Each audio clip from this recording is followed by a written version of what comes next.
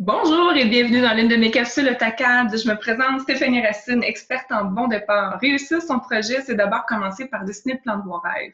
Dans le cas de mes capsules, c'est bien sûr aider à dessiner le plan de rêve de vos clients et selon leurs demandes et leurs exigences. Donc, je vous invite également à aller visiter ma page web au www.stephanie-cadessar.com. Si vous avez des commentaires, des questionnements ou autres, vous pouvez également m'écrire au stéphanieracine.cadessar@gmail.com.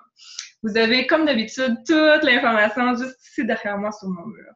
Donc aujourd'hui, ma capsule AutoCAD va porter un petit peu sur les outils que l'on utilise pour les cotations. Donc, des options de présentation, en fait, pour les différents cotes que l'on peut utiliser ou différentes visualisations de vos cotes. Donc, je vais commencer par vous parler un peu du line-off.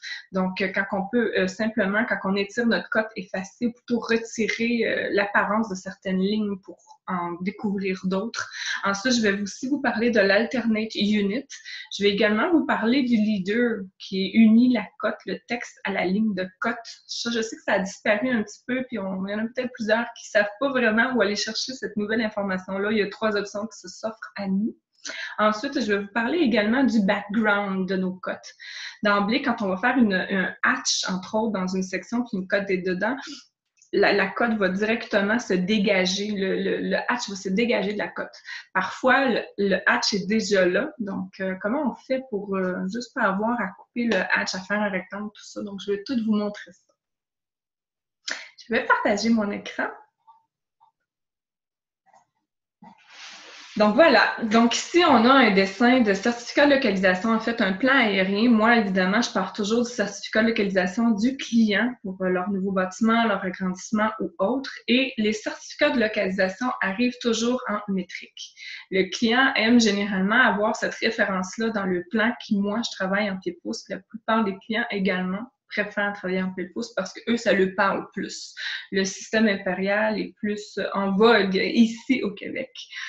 Donc, si je m'approche un petit peu, vous voyez que ma cote comporte 2 unités. Vous avez l'unité principale qui est en pieds-pouces et l'unité secondaire qui est dans ce cas-ci en mètres. Donc, c'est la référence qui est attachée au certificat d'utilisation à ce que l'arpenteur va donner comme information sur le document. Donc, pour ajouter cette deuxième unité-là, c'est vraiment simple. Vous faites soit au clavier DIMStyle qui va ouvrir une boîte de dialogue, ou vous l'avez aussi dans votre ruban, le 3e onglet Annotate, où vous avez ici la petite flèche qui vous dirige également sur votre DIMStyle. Donc, dans le cas d'ici, moi, j'utilise le type de cote à l'échelle 1,16 parce que mon plan a été fait initialement à cette échelle. Donc, vous pouvez venir ici dans Modifier et vous avez évidemment plusieurs onglets. Vous avez l'unité primaire, donc celle en pied-pouce, ce que vous la représentez en tant qu'architecturale. Ça, la plupart des gens la connaissent. Et vous avez ici l'avant-dernier onglet qui s'appelle Alternate Unit. Dans ce cas-ci, moi, je veux représenter le côté décimal, donc la multiplication de notre pied-pouce pour arriver à la formule métrique. Donc ici, évidemment, c'est le même principe que l'unité primaire. On ajuste les précisions, tout ça. Et c'est ici qu'on lui donne la multiplication, donc la référence qui va nous permettre de switcher d'une unité à l'autre. Dans ce cas-ci, évidemment, c'est 0.0254. Car 1 pouce égale à 25,4 mm.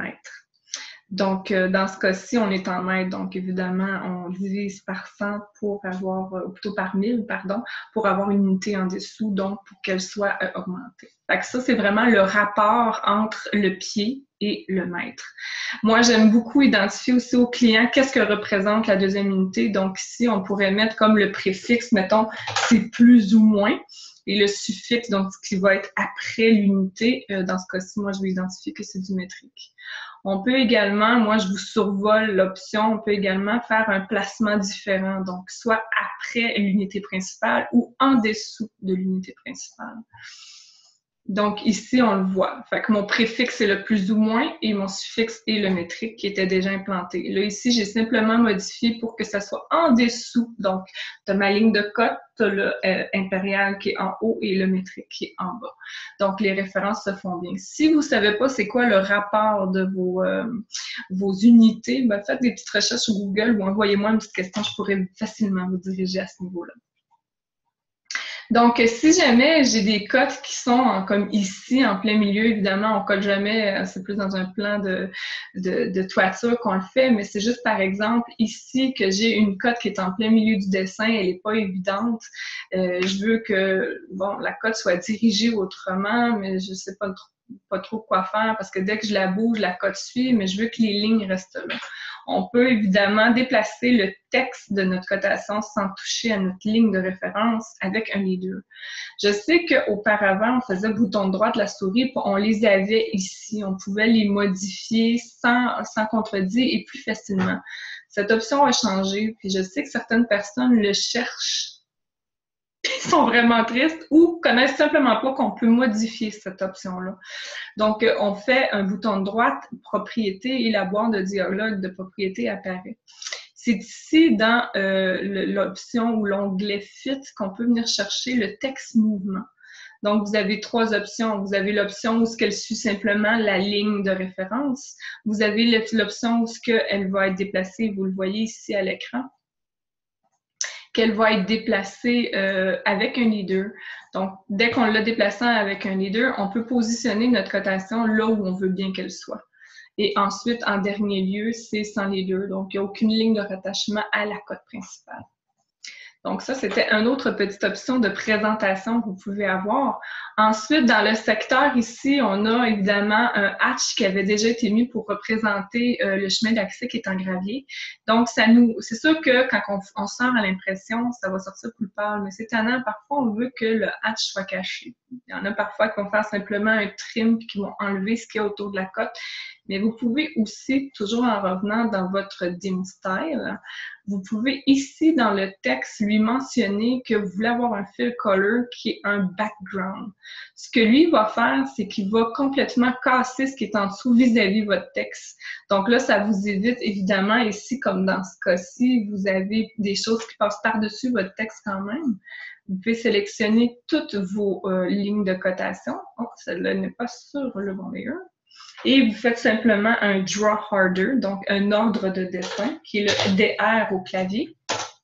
Et vous dites que moi, je veux que ça soit tout en devant, donc on front, donc devant comme plan de dessin. Et là, à ce moment-là, tout ce qui est vraiment en dessous va être complètement caché.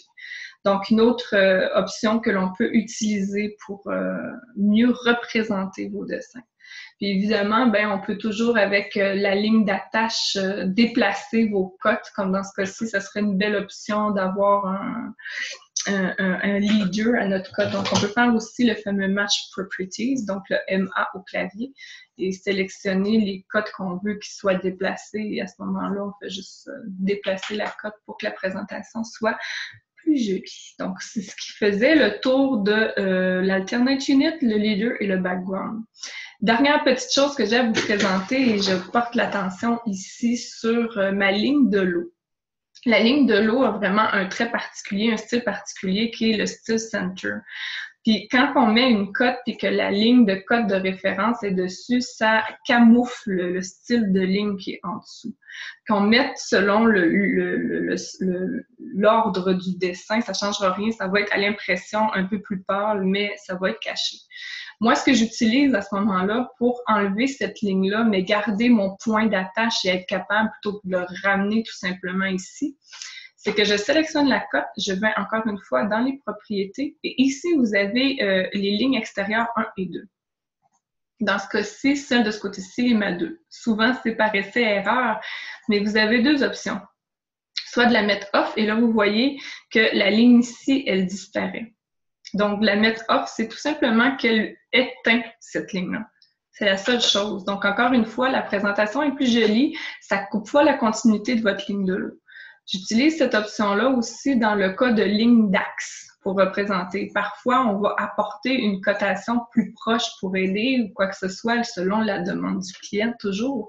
Et à ce moment-là, c'est pratique de dire « je veux qu'on continue de voir la ligne d'axe ». Évidemment, ici, on parle d'une option, là, et le dessin est tout petit, mais quand on se ramasse avec des gros dessins, beaucoup d'informations, parfois, ça peut devenir lourd de ne pas voir quelle ligne est quoi. Donc, encore une fois, on revient, excusez-moi, à extérieur ligne 1 et 2. Dans ce cas-ci, on éteint tout simplement les deux pour nous permettre de mieux voir la propriété de la ligne qui est en dessous de notre cotation. Donc voilà, ça fait un peu le tour des présentations qui peuvent vous aider à mieux démontrer ce qui se passe dans vos dessins et tout ça, puis que le client puisse mieux voir et être peut-être un peu moins perdu dans la représentation de votre dessin. Donc j'espère que ça vous avoir aidé, et on va se dire à la prochaine pour une prochaine capsule, évidemment. Donc sur ce, je vous souhaite une excellente journée.